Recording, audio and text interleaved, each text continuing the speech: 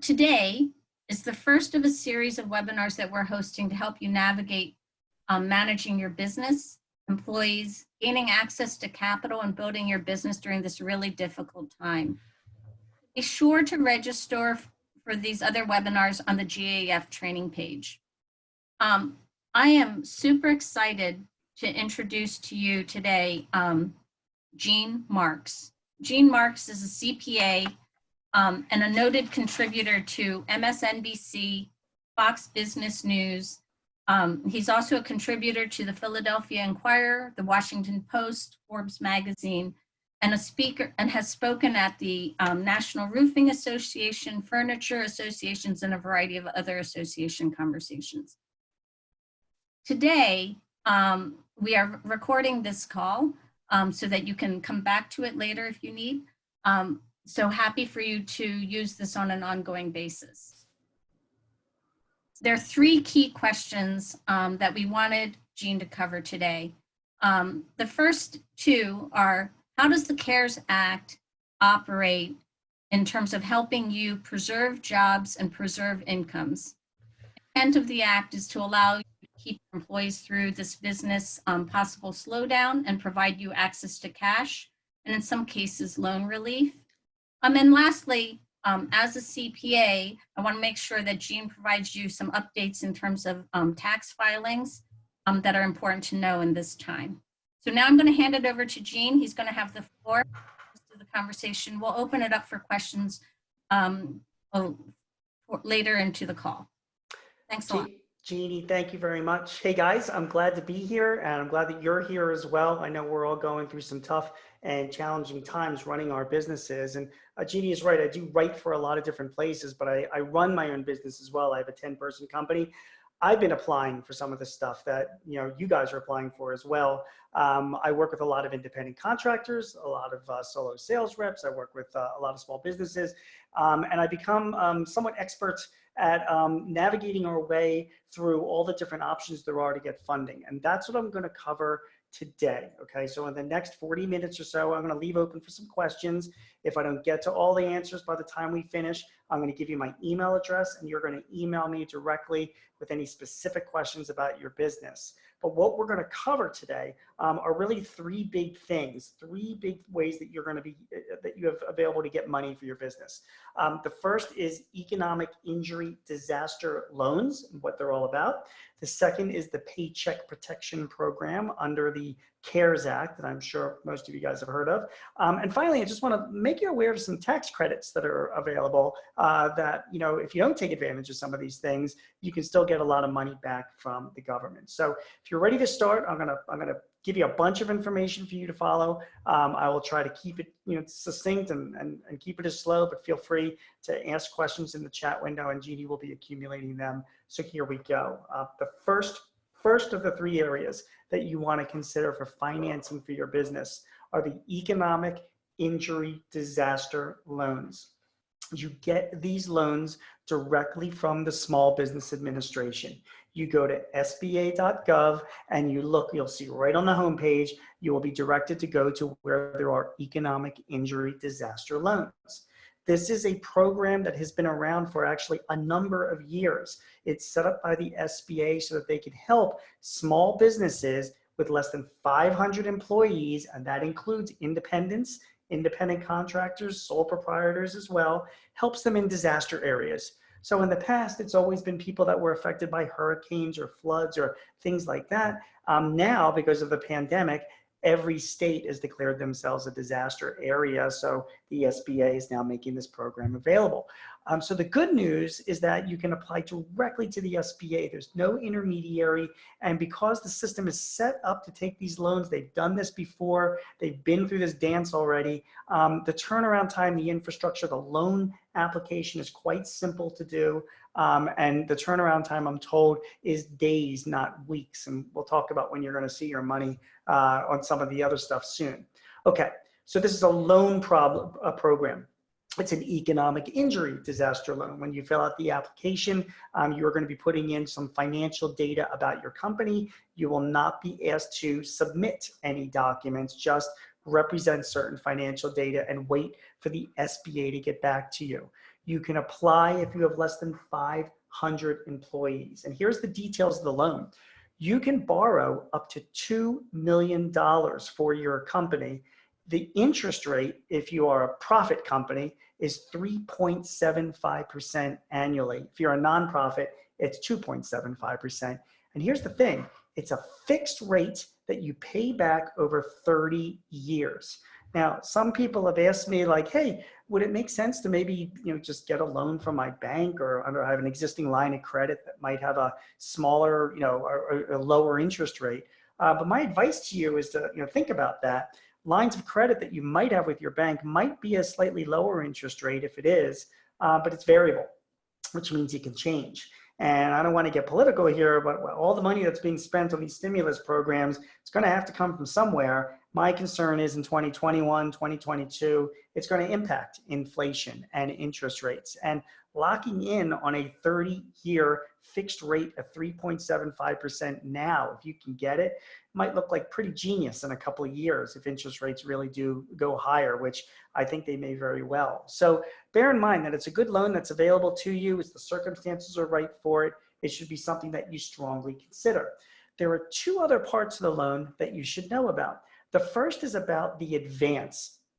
When you apply for the loan, you are available to get up to a $10,000 advance. That's just money that is promised within 48 hours. The reality is I haven't met anybody yet who's getting it in 48 hours because the SBA has been inundated. But it's the money that should come first, and hopefully would come soon, within a couple days after applying for the loan. If you get the loan, the amount of that advance is added to the principal balance of the loan. If you don't get the loan, you keep the money and you don't have to pay it back. So it's an advance on the funds that you need.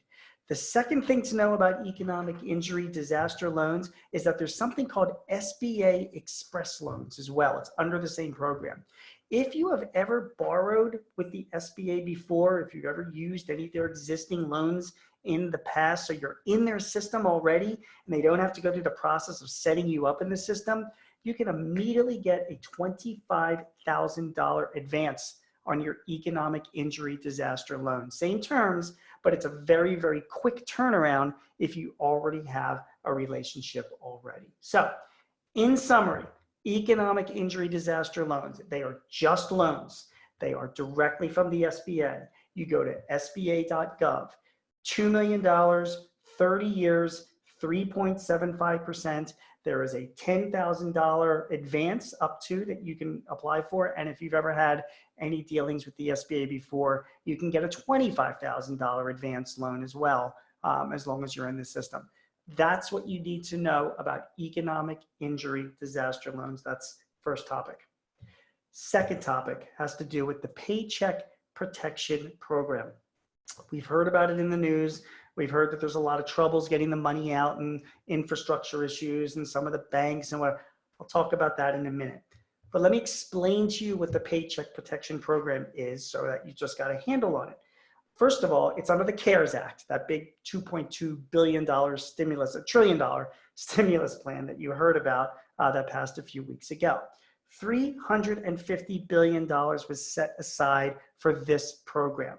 As I speak today, they're already considering, the Senate is considering adding even more funds to this specific program as well to help small businesses. You can apply for the Paycheck Protection Program if you have less than 500 employees in your business, if you're an independent contractor, if you're a sole proprietor. The difference between this program and those economic injury disaster loans that I just spoke about is that this program not only loans you money, but it forgives you money. I'll talk about that in a minute. And number two is you don't get this from the SBA. Don't go to the SBA if you want to go for the Paycheck Protection Program loans. You need to go to a bank. The Treasury Department has said that any FDIC insured institution can handle these loans. I have been recommending to my clients to go to SBA member banks who have experience working already with the SBA. Some of the member banks might be even larger. And if you do go to them, you want to ask for the banking group, the loan officers that deal with the SBA. You don't want to deal with somebody or work with someone who has no experience with these loans. There have been some banks, some large banks that are restricting the loans to existing customers and things like this. So I realize that's an issue. So if you want to find a bank, I have 3 options for you. Number 1 is go to the SBA site and there is a lender match that you can search for, where you can search for a bank in your area. That's 1. Number 2, go to Google. Google SBA bank near me or SBA lender near me, and you will find listings and availability of banks and other financial institutions that are near you. And number 3 is, I think that the more you lean towards smaller community banks and other lenders, the more easier the process will be for you. Community banks have been great. Credit unions can offer this as well, and many have been stepping up to the plate. And there are some online lenders that are offering this as well. Kabbage is one of them, Kabbage. Lendio is another one, Lendio. And I understand as I'm talking now, PayPal and On Deck are coming with their own programs to do this. I like those online lenders because they have the infrastructure already built. It's kind of what they already do. So they're able to handle and process a lot more, applicants than maybe a bank or even a community bank that might not be up to that kind of speed technology-wise. So there are options for you to get your loan. Now, what about the loan itself, the Paycheck Protection Loan? You can borrow up to $10 million under this loan. When you borrow the money, you have 2 years to pay it back. The interest rate is 1%, and you don't have to start paying it back for the first 6 months. So you won't owe anything for 6 months, 1% annual interest rate, and you have, you have up to 2 years to pay this loan back.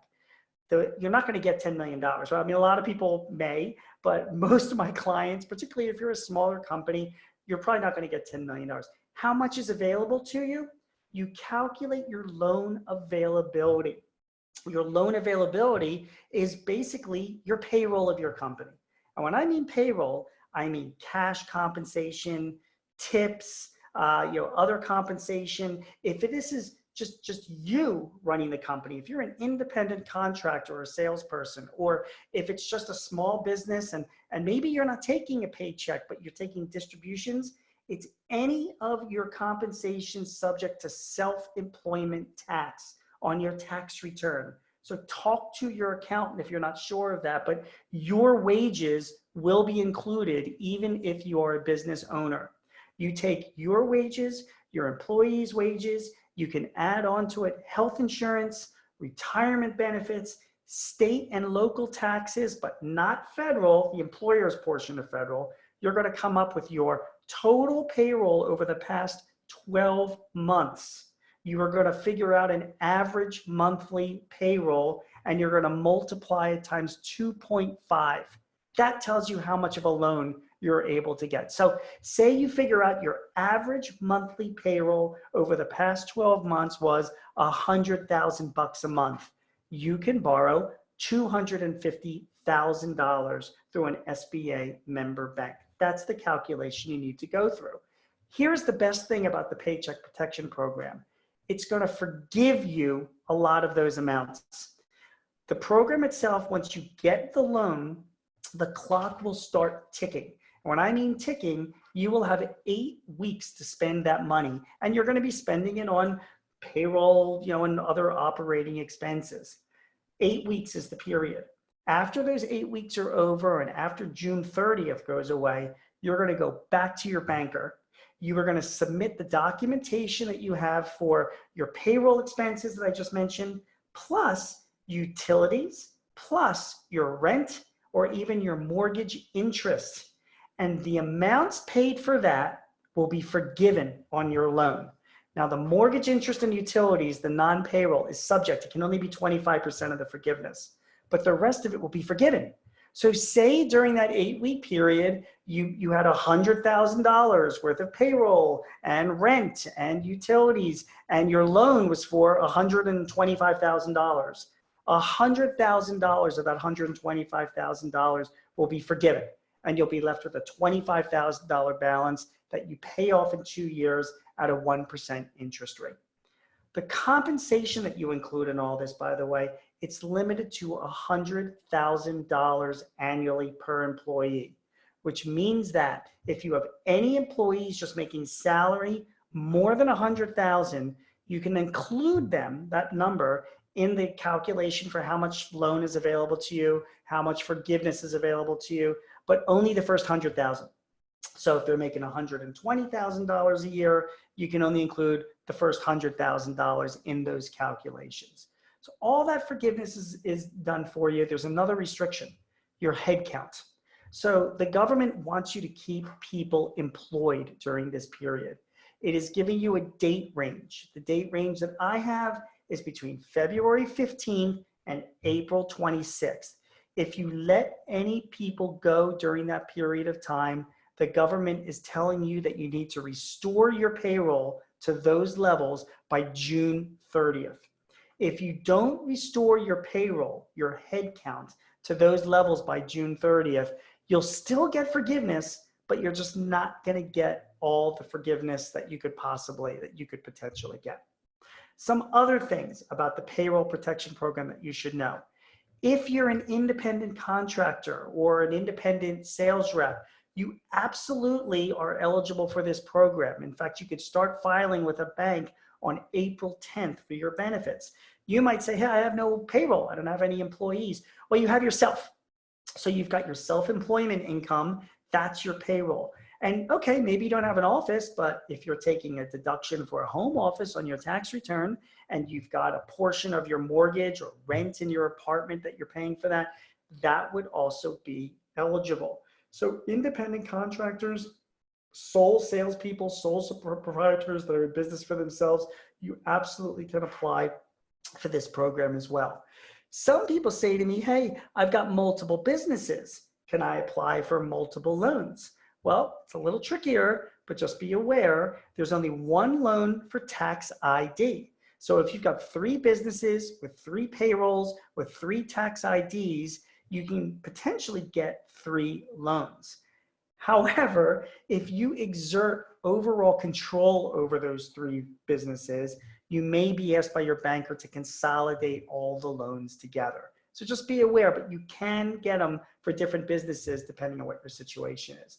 And also, with the Paycheck Protection Program, you may ask me, hey, Gene, I'm getting the economic injury loan. Can I also get the Paycheck Protection Program loan? And the answer is yes, you can. It's just no double dipping is allowed.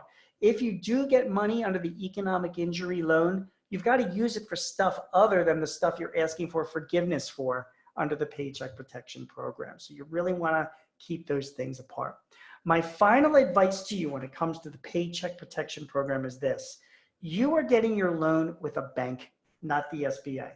The bank is guaranteed by the SBA. The bank is receiving guidelines from the SBA. So that's all fine. But in the end, you're going to sign an agreement between you and your bank. And when you sign that agreement between you and your bank, it's going to be just the 2 of you guys are going to have to pound out the details. So my recommendation is read that agreement carefully before you sign it.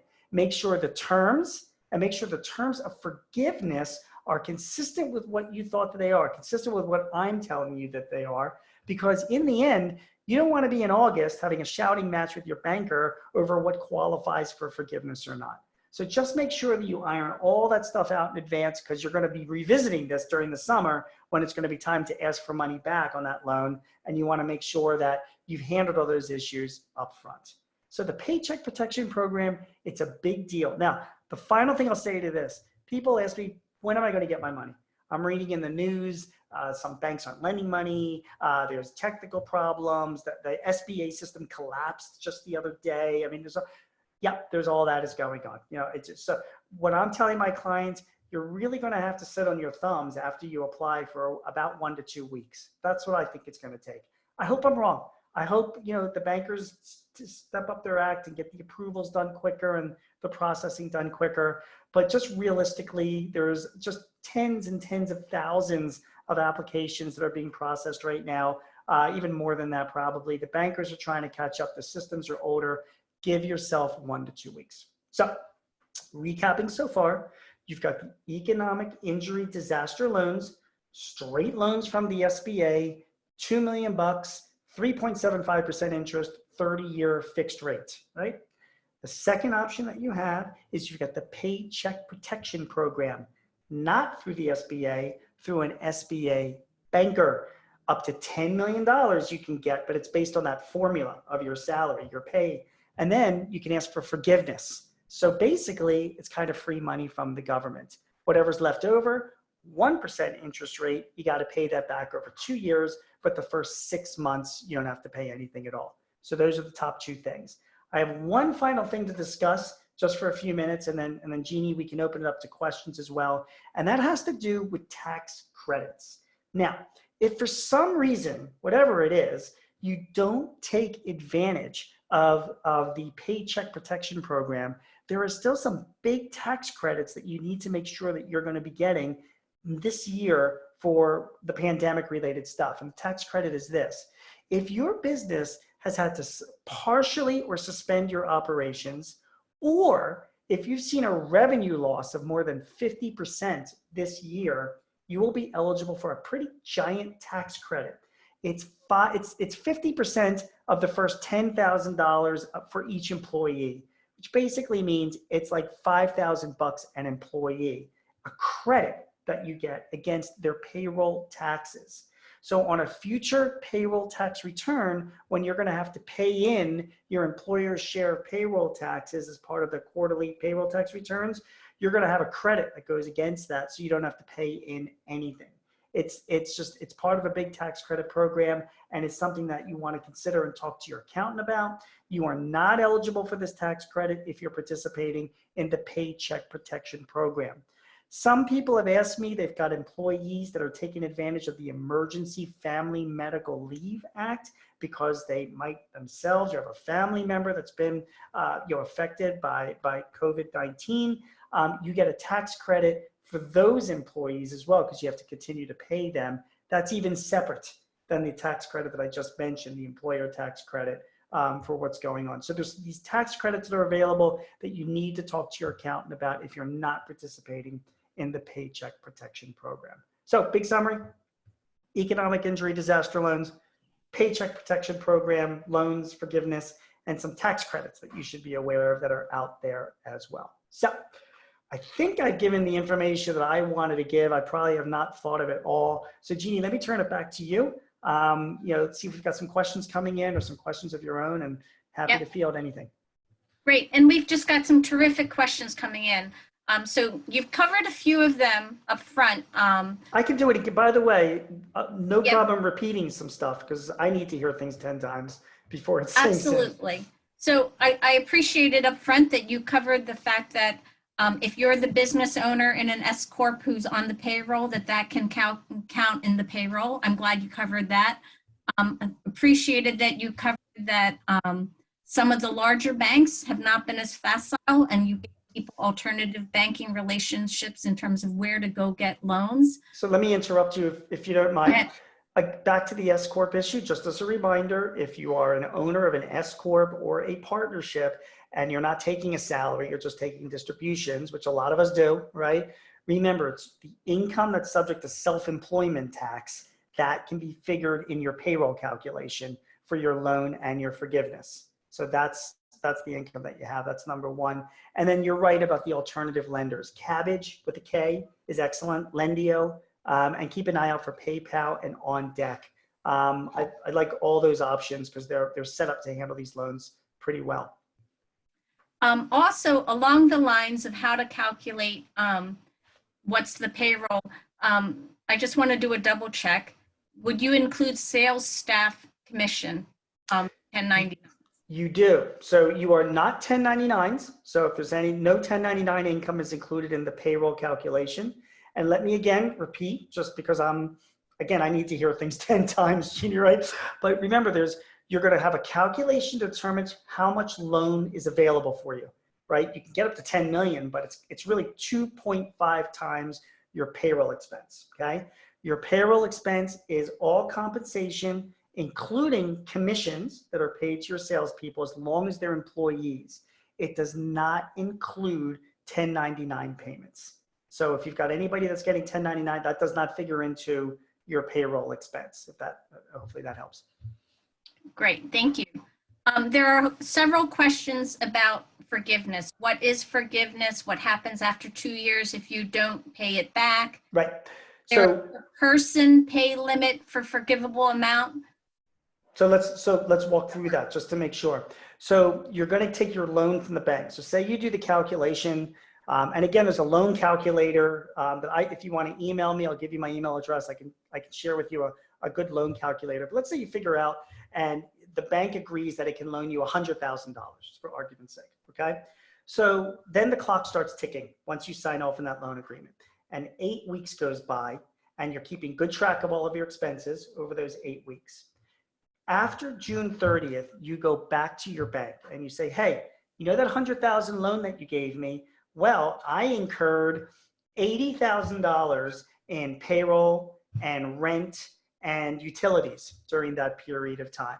And you send that documentation into the bank, and the bank reviews it and agrees that it was your payroll, your rent, and utilities. The bank will come back to you at that point and say, we get it. Your loan balance is now $20,000. So it just reduced it right away. And that'll happen this summer, particularly if you remember, you've got to be proactive and do that. It's not like your banker's going to try and track you down to reduce that loan. You've got to do that. So then you've got $20,000 left over. You have 6 months until you have to pay it, 6 months from the time you got the loan. And then you owe that loan. It's a 2-year term at 1% interest. So you're going to owe the money, whatever's left over, but obviously at very, very low interest rates for a 2-year period of time. Great.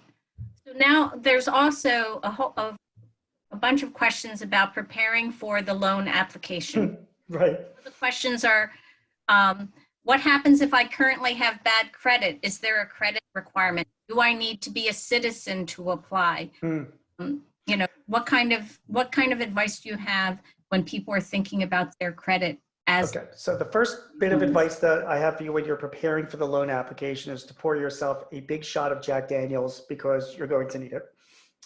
After that, and you have consumed it, and you're a little bit more relaxed, you want to go through, first of all, a sample loan application. Now, the Treasury Department has given all the banks a sample loan application to use, the information that they should be asking and getting. It's available if you Google it, or again, if you want to email me, I'm more than happy to send you the sample loan application for the Paycheck Protection Loan. But if you Google it, you'll be able to find it. That's your document to make sure that you're completely ready with all the documentation that's going to be asked for, okay? Number two, if you are working with a good bank, they have an online application process. Some people have told me that if they were working on it, they weren't able to save it. So if they didn't know the answer and then they had to go and look for it, and they come back 15 minutes later, they've been timed out and they had to start all over again. So that's a problem. So again, you want to be prepared to do this in advance with the sample loan application, so you know all the answers before you actually start the online process. Now, as for who can apply, if you are, you don't have to be a U.S. citizen. You can be a U.S. citizen or a green card holder to apply for the loan. Those are the two requirements. So it's not just U.S. citizens only. And what else, Jeannie? I thought this was some other. Do you need to have good credit? Oh, great question. So that depends, okay? I mean, in the end, the SBA is leaving the final decision up to the bank, but remember, the SBA is guaranteeing the loan, and the SBA has told the bank that it is significantly relaxing its credit requirements. So if you don't have a great credit history, if you've defaulted on a loan in the past, even if you have another loan outstanding with the SBA, my clients and the people I know in the banking industry I know have told me that it is a much more lenient process than it would be in any other time. The government's objective is to try and get the money out there to as many people as possible so they can see this thing through. Okay, great. There are some other questions, and for folks on the call, we are recording this. We're also reviewing all of the chats. We're going to share them with Jean if we don't get to them, but right now we're getting through a good portion of them. So Jean, I think during the conversation you talked about, wow, I want to apply for both the economic disaster loan as well as payroll protection. Right. Can I use the economic loan to cover payroll? How do those two work in conjunction. Can you remind the folks? I can. So first of all, you can absolutely apply for both. You can, if you want to move the economic injury disaster loan over to your paycheck protection loan, you could do that as well, combine them both. You can have them as separate. If you do keep them as separate, the government wants you to not double dip. In other words, they don't want you to use funds designated for one loan for the purposes of the other loan. So whatever funds that you get for the economic injury disaster loan, for example, shouldn't be used for payroll if you're using the funds from the Paycheck Protection Program loan for payroll and then asking for forgiveness. Now that's what they're asking for. I just want to be clear, and Jeannie, I mean, this is because, I'm an accountant here. Kind of tough to track that. I don't know how the government even audits that or how they can even prove that what funds was used for another, particularly if they're going into the same account. But that's what they're telling people to do, is to don't commingle them, to keep them separate expenses. And that's the guidelines that we're following. So then you talked about tax credits. How does the tax credits work if you don't get the loans? Right. Well, the tax credits really are designed for people that don't get the loans, particularly the people that don't get the Paycheck Protection Program. So the big tax credit is on payroll. So any employee that you're paying this year through the end of this year, 12/31/20, in excess of $10,000, you get a 50% tax credit up to $10,000 of compensation. So $5,000 per employee. So say you've got 10 employees in your company, say they're all making more than $10,000 a year between, beginning of March and December 31st, you're going to have a tax credit of 10 employees times 5, or $50,000. You take that tax credit against future 941 quarterly payroll tax returns. So when you're filing your payroll tax returns and you're paying in your taxes to the government, you won't have to pay it all in, because you can take a credit against them, and that will save you some funds in the future. Again, only applicable to people that do not have the Paycheck Protection Program. Okay, so I'm going to ask this question, and I'm not a CPA. So again, this might sound like another flavor on the tax credit question. It's okay. So regarding the Payroll Protection Program, regarding the tax credit portion, do you qualify for the tax credit if your sales total ends up being the same as 2019 at the end of 2020, but you needed extra employees to get to the sales total? Oh, that's a really great question. So you would not. And let me explain to you why. The tax credit is only eligible to companies that suffered significant losses. They were forced to shut down or have partial operations because of COVID-19. These are companies that are not considered to be essential businesses, or that the government shut them down. Or if your company experienced a significant revenue decline from the same period last year, that term of significant is defined as a 50% revenue decline. So if you had the same amount of revenues this year, even if you had more employees to produce it, the tax credit, you would not be eligible to take that tax credit. If you already had the Paycheck Protection Program, though, that's where you want to get your money and get your forgiveness for that. You wouldn't be eligible for the tax credit anyway if you're asking for forgiveness under the Paycheck Protection Program. So I think this is a similar question, but I think these are all why you're a CPA. For the Paycheck Protection Program, does the pay for each employee need to be the same as it was before the pandemic? Right now, during the pandemic, a variety of companies are giving bonuses and incentives to keep folks working during this time. To know if that incremental payroll would be included in the payroll forgiveness of up to $100,000. The answer is yes. So first of all, when it comes to pay and maintaining payroll, because people ask me, what if I'm paying people less? The requirement is that you keep the same head count by June 30th. But I don't think this is this question. This question is saying like, hey, during this period, we're paying our people more because we want to help them out. We want to keep them employed, we want to whatever. So does that count? And the answer is it absolutely does. So remember, you're going to come up with what the loan availability is, how much you're due under this. And again, say it's $100,000.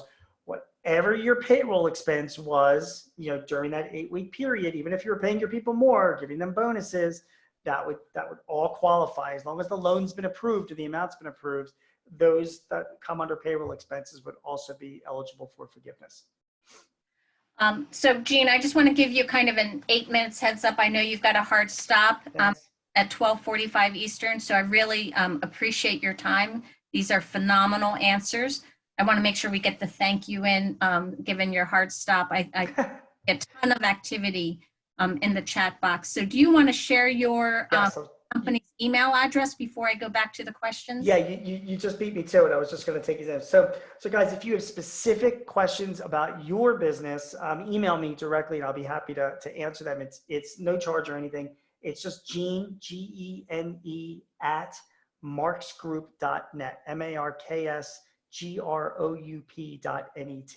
And also, like Jeannie said, when you're putting in your questions on the chat, Jeannie's going to kind of put them all together and send me it in a document. And then, over the next day or two, I'll go through them and I'll respond to your questions, send it back to Jeannie. And then, I guess, Jeannie, you can distribute it to everybody. Yes. Great. So I think you touched on it. There is a phenomenal amount of activity right now. Yes. Wells Fargo, B of A, these new lenders that are, and the community-based lenders. How long do you think it's going to take for folks to process the application? Everybody is anxious right now. Do you think 24 hours, 30 days, 45 days? What do you think, whether it's large or small? Right. It's not what I think, but it's what I'm hearing and what I'm seeing right now. So, I mean, we have, I've been speaking to hundreds of business owners. To process the application, that processing goes through fairly quickly to be accepted by the system, somewhere within 24 hours. So when I talk to a lot of business owners, they go up to, whether they're putting in through their bank's site, or the financial, like a Cabbage or whatever, they put it in and it gets processed. That means they received your information. So then you're all done. You're sitting there and you're waiting to hear. Okay. So, and Jeannie, just to give you an example, I don't know how date sensitive this will be. If you're watching this a couple weeks later, maybe you'll be chuckling at it. But I know people that today is a Wednesday and people have submitted their applications back on Friday. It's been accepted, but they still haven't seen any money yet. Okay. So again, my expectation is once you submit that application, you have to expect that you are not going to be seeing money into your account for 1 to 2 weeks. That's what I'm expecting. I hope I'm wrong on that. I hope it's quicker than that. And I do feel that it will get quicker eventually. But initially, in the period that we're in right now, I think you have to expect 1 to 2 weeks and you have to be prepare yourself for that before you actually see those funds. So just because I submitted the application, most of these banks, if I submit online, they'll at least send me a confirmation saying, we received your application. They should, but if you don't get that application, should I reapply? No, you should contact your bank by phone or email and ask for confirmation that way. There's no reason to waste time reapplying or to get the system. And remember, I'm hearing reports, some people, they put in the application and some people have gotten rejected. And that always amazes me when that happens. And I bet you I'm going to be hearing more and more stories of that happening. And I can't put my finger on why, because I know the government is trying to accept as many applications as possible. It's certainly not good politics to see that happening. So my bet is that there are some banks out there that are putting on different rules. There were some banks that were saying, we need 2 years of financial information, even though the rule says 1 year. I have some banks say, no, you have to submit only information certified by a CPA, and that's not true either. So some banks are coming up with sort of different rules on their own. My advice to you, if you get rejected, immediately go and reapply somewhere else. Go to one of the online lenders and just reapply somewhere else, because my sense is that there's different of the lenders are using different interpretations of the guidelines for it. So don't give up, is what I'm saying. Okay, so once I submit my application and I get come up with a loan amount, if I need more, or if I incorrectly counted the number of subcontractors that I had, can I amend my application that's already in the process? Do I go to a new bank, initiate a new loan? What do you recommend? So first of all, you did mention subcontractors, and I just want to be clear that the subcontractors, independent contractors are not part of this calculation. So they're like just a separate cost. They're, they have to be employees of yours. Secondly, if you made a mistake in the calculation, you wouldn't reapply again. You got to go back to your financial institution and fix it, and maybe ask for more and see what they say. You can only get one loan per business per tax ID. So if you get a loan for $100,000 and you accept the loan and you sign off on the loan, that's it. That's just that is the way it is. Just be aware, if you're doing that under Paycheck Protection and it didn't work out under Paycheck Protection or you didn't get enough, that's what the economic injury disaster loans are for, because then you can turn to those and apply for any additional funds that you need to see you through. So being that GAF is in the construction business, most of our customers here are in many states are actually considered essential. Yes. See, maybe they've got a slight slowdown now or a slowdown coming. Do you advise they look at the payroll protection? Because if they're still working, they're not really in the economic disaster one. What's your recommendation? Great question. So I advise that you look at them both. You have to look ahead as to what you think your business is going to be over the next few months. And which this has to do with it. Some people, they don't need the money right now, but they're like, I think I might need it in June, you know what I mean? Or May, or, it's a different, so you can start, if you talk to your banker, it doesn't start until you receive the funds.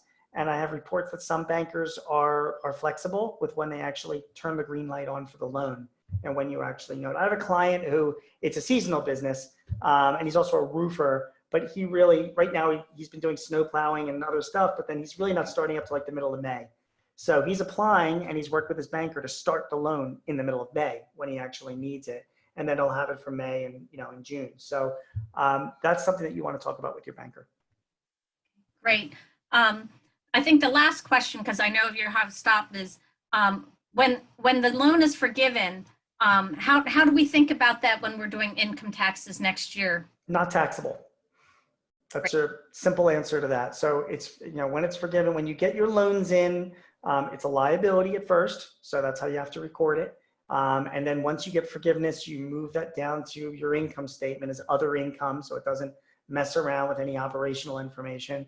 But it's a non-taxable forgiveness. Great. I know there are a ton of chat questions that we get to. So I want to remind everybody that in the follow-up, we'll share, tell me your email address again. Sure. It's Gene, Gene, at marksgroup.net, marksgroup.net. So you can email me directly. Thank you for your time. Thank you. Invited you incredibly late last week, so thanks for squeezing us into your busy schedule. Sure. Phenomenal. Good luck, everybody, and we will get through this. So chin up and look forward. So I think this cash help will be a big part of helping us get through this. Thank you so much. Thanks, Jeannie.